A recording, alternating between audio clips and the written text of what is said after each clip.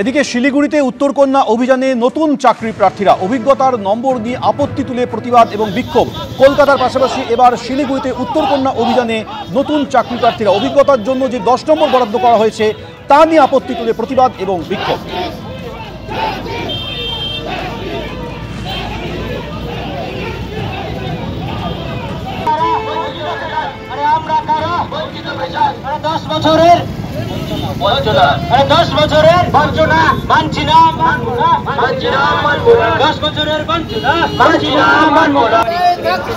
সনদ ঝা আমাদের প্রতিনিধি সরাসরি রয়েছে। সনদ, নতুন চাকরি প্রার্থীদের ঠিক কি অভিযোগ? দেখো, নতুন চাকরি প্রার্থীর অভিযোগ হচ্ছে তাদেরকে কিন্তু বিশেষ করে যে নাম্বারিং হচ্ছে, যে অর্থাৎ 80-70 কাট অফ মার্কস, এবং প্রচুর ছাত্র যারা নতুন ফ্রেশার ক্যান্ডিডেট তারা কিন্তু যেটা হচ্ছে তারা এই যে চাকরি সেই চাকরি তারা সুযোগ পাচ্ছে না। এক হচ্ছে এদের বক্তব্য, এদেরকে হয় অন্তত নিয়োগে অন্তত বাড়াতে হবে, চাকরির তালিকা বাড়াতে হবে, নয়তো এদের এই এক্সপেরিয়েন্স বাতিল করতে হবে। এই দাবিতেই কিন্তু এরা এখানে এসছে অভিযান, এবং এই উত্তরকন্যা অভিযানে এসছে, এবং এসে প্রচুর পুলিশ রয়েছে।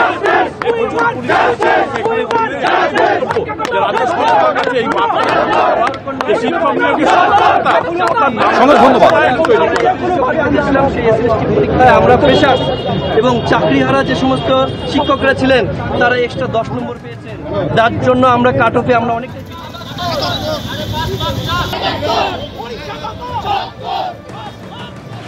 সন্ত্রাসী বিস্ফোরণের ঘটনায় দিল্লি ও কাশ্মীরে একযোগে চলল তল্লাশি।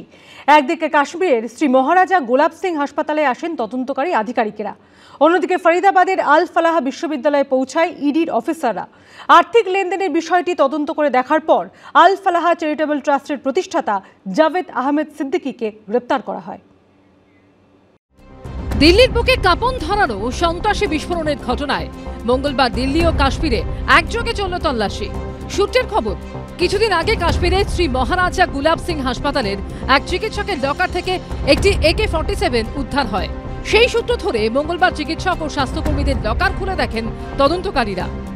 दिल्ली में हुए ब्लास्ट की जांच जैसे जैसे आगे बढ़ रही है वैसे वैसे कई राज्य इसकी चपेट में आ रहे हैं और जांच का दायरा जो है वो कई राज्यों तक बढ़ रहा है। हम इस समय जम्मू में हैं। जम्मू का सबसे बड़ा जच्चा बच्चा अस्पताल है, SMGS हॉस्पिटल है, और यहाँ पर जो लॉकर्स हैं डॉक्टर्स की, उनकी यहाँ पर वेरिफिकेशन की जा रही है। बता दूं, हालांकि यहाँ पर ये सामान्य प्रक्रिया है, लेकिन जिस तरह से दिल्ली में ब्लास्ट हुआ है और उसमें डॉक्टर्स का नाम आया है, उसके बाद इस प्रक्रिया को और गहन किया गया है और यहाँ पर अस्पताल के जितने भी लॉकर्स हैं उनकी जांच की जा रही है। और क्या कुछ इस प्रक्रिया के पीछे मकसद है, हमारे साथ इस हॉस्पिटल के medical superintendent doctor Dara Singh ji है। सर, नॉर्मल रूटीन तो आपकी ये रहती ही है इस तरह से, लेकिन जिस तरह से ब्लास्ट हुआ है और उसके बाद अब लगातार आप अपने सिक्योरिटी के साथ पूरे जो है लॉकर्स देख रहे हैं, क्या मंशा क्या है, क्या अचीव करना चाहते हैं? मंशा ये है कि देखो, इस चीज़ को हम थोड़ा इंटेंसिफाई करके और स्ट्रेंथन करना चाहते हैं कि कहीं से हमारे से तो नहीं कहीं चूक हुई है, क्योंकि जैसे आपको पता है कि अस्पताल में कुछ लोग आते हैं, कुछ रिटायर हो जाते हैं, कुछ ट्रांसफ़र हो जाते हैं, कोई PG करके निकल जाते हैं, तो हमें ये अलॉटमेंट जो है दूसरे को करनी है। तो इसी का ये पार्ट है कि जब ये हादसा सामने आया है तो हमने थोड़ा इंटेंसिफाई करके अपनी टीमें बनाई है। एक हमने टीम बनाई है जो नुक एंड कॉर्नर में अस्पताल के सारे लॉकर्स को चेक करेगी। এদিন ফরিদাবাদের আল ফালাহ বিশ্ববিদ্যালয়ে পৌঁছন ইডির অফিসাররা। সূত্রের খবর, দিল্লি বিস্ফোরণ কাণ্ডে ধৃতদের অ্যাকাউন্টে যে টাকার লেনদেনের তথ্য উঠে এসেছে তারই তদন্তে নেমে এদিন বিশ্ববিদ্যালয়ে আসেন তারা। আর্থিক লেনদেনের বিষয়টি তদন্ত করে দেখার পর আল ফালাহ চ্যারিটেবল ট্রাস্টের প্রতিষ্ঠাতা জাভেদ আহমেদ সিদ্দিকীকে গ্রেপ্তার করা হয়। আল ফালাহ বিশ্ববিদ্যালয়ের পাশাপাশি দিল্লি NCR সংলগ্ন একাধিক জায়গায় চলে কেন্দ্রীয় তদন্তকারী সংস্থার তল্লাশি। অন্যদিকে দিল্লি বিস্ফোরণের তদন্তে নেমে আগেই আবু উকাসা, নিসার, হানজুল্লাহ নামে 3 পাক হ্যান্ডলারদের নাম পেয়েছিল তদন্তকারীরা। এবার ধৃত চিকিৎসকদের জিজ্ঞাসাবাদ করে জৈশ-ই মোহাম্মদের আরও এক হ্যান্ডলার ফয়সাল ইশাক ভট্টের হদিশ পেয়েছেন গোয়েন্দারা। সূত্রের খবর, বিস্ফোরক সংগ্রহ থেকে শুরু করে তার প্রস্তুতি, পরীক্ষা ও মডেল সংক্রান্ত অন্যান্য তথ্য দৈনন্দিন ভিত্তিতে এই হ্যান্ডলারকে দিত উমর। তবে তদন্তকারীদের অনুমান, আসল পরিচয় লুকোতে ছদ্মনাম ব্যবহার করত এই পাক হ্যান্ডলার। পাকিস্তানে থাকা জৈশের নেটওয়ার্ককে স্থানীয় স্তরের বলে দেখানোর চেষ্টা করতেই +966 কোডের নম্বর ব্যবহার করত সে। এবিপি আনন্দ। প্যালেস্তিনীয় জঙ্গি সংগঠন হামাসের মতো ড্রোন হামলার ছক কষেছিল চিকিৎসক জঙ্গিরা। দিল্লি বিস্ফোরণের ঘটনায় চাঞ্চল্যকর তথ্য উঠে এলো। গোয়েন্দা সূত্রে খবর, এনআইএর হাতে ধৃত জাসির বিলাল ওয়ানি ওরফে দানিশ বিস্ফোরণের অন্যতম চক্রী। রাষ্ট্রবিজ্ঞানে স্নাতক হলেও ড্রোন তৈরিতে সিদ্ধহস্ত ছিল ধৃত যুবক। দেখতে ছোট কিন্তু কাজে মারাত্মক, বিপক্ষে প্রাণ নেবার জন্য যথেষ্ট, কিন্তু নিজের ক্ষয়ক্ষতির কোনো সম্ভাবনা নেই। ফরিদাবাদের চিকিৎসক মডিউলের পরিকল্পনা ছিল ভয়ঙ্কর।